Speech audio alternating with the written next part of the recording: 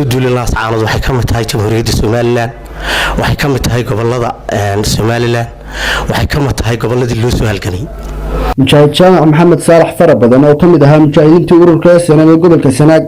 oo gudaha magaalada Ceergabo warbaahinta kula hadlayay ayaa dhambaal habalyaa u diray ciidamada qaranka Soomaaliland ee ku sugan jiidaha hore sidoo kale mujaahidka ayaa salaan sharafad u diray madaxweynaha jamhuuriyadda Soomaaliland mudane Muuse Biixi Cabdi iyo mas'uuliyiinta xisbi mucaaradada kala duwan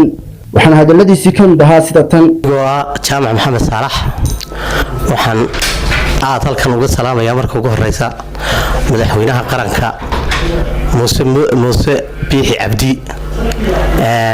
xisbiyada qaranka Cabdulaahi Maxamed Ciro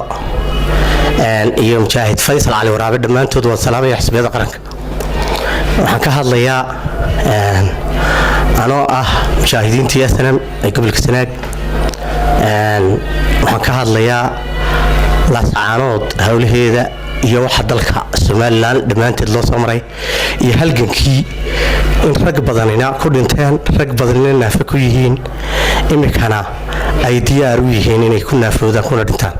iyagoo ciidanka qaranka jamhuuriyadda Soomaaliland kuna dhintay kuna dhaawacmay ciidanka qarankana madaxda qaranka jamhuuriyadda Soomaaliland madaxda ciidamada janka booliiska janka ciidanka qaranka janka asluubta janalada ciidanka qaranka jamhuuriyadda Soomaaliland iyaguna salaam diiran oo kal iyo laabaan u diraya ciidanka qaranku meel kasta joogaan waan ku hambalyeynaa dagaalka ay ku jiraan ee dalkooda ku difaacayaan waxaan ka arkaa meelaha qaar sheega maxaan ku dhahdaa in laascaanood lagu soo duulay laguma soo duulin laascaanood waxay ka mid tahay jamhuuriyadda Soomaaliland waxay ka mid tahay gobolada Soomaaliland waxay ka mid tahay goboladii loo soo halgamay dalkuna taariikh buu leeyahay ciyaar kuma iman calankan aad arkaysaan calanku wuxuu ku yimid dhiirag laascaanoodna waxay ka mid tahay jamhuuriyadda Soomaaliland waxaan u sheegayaa cid kasta dawladdu iyo jamhuuriyadda Soomaaliland reero ma kala baxdo waa xisbiya waa qaranka kamida reerna maaha waa dad isku madoodomida oo isku dhiiga oo isku dhacaana oo isku hayba ninkii isagu kala maxaan ku dhahday kala haybeeya isaga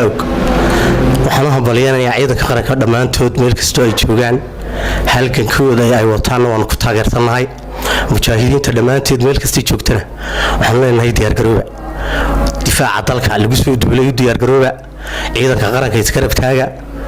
aad baan hambalyeynaa ciidanka qaranka jamhuuriyadda Soomaaliland. Wassalaamu calaykum waraxmatullaahi wabarakaatuh.